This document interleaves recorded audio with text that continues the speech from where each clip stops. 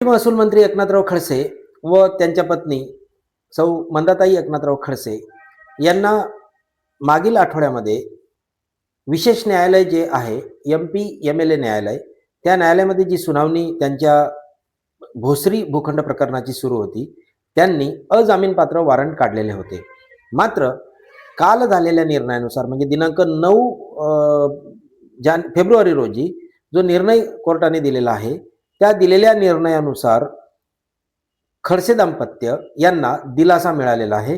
बघूया हे पूर्ण प्रकरण काय आहे. विशेष न्यायालय जे आहे MP-MLA कोर्ट, त्या कोर्टाने 6 फेब्रुवारी रोजी माजी महसूल मंत्री एकनाथराव खडसे व त्यांच्या पत्नी मंदाताई एकनाथराव खडसे हे न्यायालयात वारंवार गैरहजर राहिल्याचे कारण सांगत त्यांच्या विरुद्ध अजामीनपात्र वॉरंट काढण्यात आलेले होते.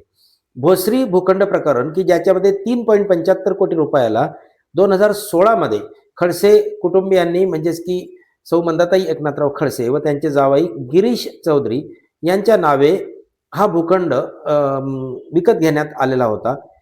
बाजार मूल्यानुसार त्या जमिनीची किंमत 40 कोटी रुपये होती असं म्हटलं जातं आणि त्याचबरोबर यामध्ये गैरव्यवहार झाला होता आणि तो गैरव्यवहार तत्कालीन महसूल मंत्री एकनाथराव खडसे यांनी आपल्या पदाचा दुरुपयोग करून केलेला होता असा आरोप त्यांच्यावर कोर्टामध्ये आहे व त्या संदर्भात कोर्टामध्ये 2016 पासून हे प्रकरण सुरू होतं.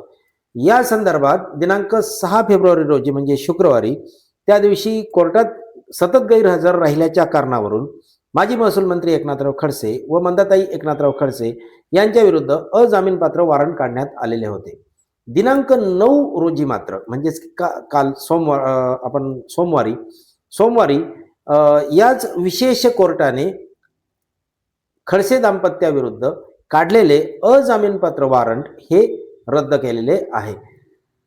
मात्र यामागे त्यांनी अट देखील टाकलेली आहे की त्यांना सुनावणीसाठी वारंवार व कोर्टाची ज्या वेळेला तारीख असेल त्या वेळेला हजर राहावे लागेल.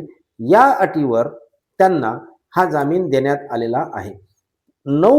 दिनांक 9 फेब्रुवारी रोजी खडसे साहेबांचे वकील यांनी कोर्टासमोर प्रकृतीच्या कारणास्तव ते हजर राहू शकले नाही असा मुद्दा मांडला व तो कोर्टाने ग्राह्य धरत हा आपला अजामीनपात्र वॉरंट रद्द करण्याचा निर्णय दिलेला आहे. मुळात असं म्हटलं जात होतं की 10 फेब्रुवारीला होणारा कोर्टाच्या समोर होणारी सुनावणी या दरम्यान दोषारोप निश्चिती करायची आहे आणि म्हणून त्यांच्यावर अटक होऊ शकते अशी परिस्थिती निर्माण झालेली होती. ती अटक आता मात्र नक्कीच टळलेली आहे. या प्रकरणावर म्हणजे भोसरी प्रकरणाच्या संदर्भात ED असेल किंवा CBI असेल, अँटी करप्शन ब्युरो असेल, यांच्याकडे ही चौकशी चालू आहे आणि हे प्रकरण पुढे सुरू आहे.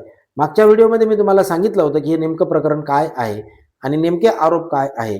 त्या प्रकरणात मी हेही सांगितलं होतं तुम्हाला की खडसे साहेब एक हुशार बुद्धिमान असं व्यक्तिमत्व आहे. या येणाऱ्या संकटावर ते कशी मात देतात हे आपल्याला बघणं उत्सुकतेचे ठरेल असं मी म्हटलं होतं आणि 9 तारखेच्या निर्णयानुसार कोर्टाच्या निर्णयानुसार त्यांचं अजामीनपात्र वॉरंट हा रद्द करण्यात आलेला आहे. ही आपल्यासाठी ब्रेकिंग न्यूज. धन्यवाद. बातमी आवडल्यास, व्हिडिओ आवडल्यास लाईक, कमेंट, शेअर करायला विसरू नका आणि व्हिडिओ कॉलनी आपलं मत मांडायला विसरू नका. धन्यवाद. जय हिंद, जय महाराष्ट्र. Wadekar info news.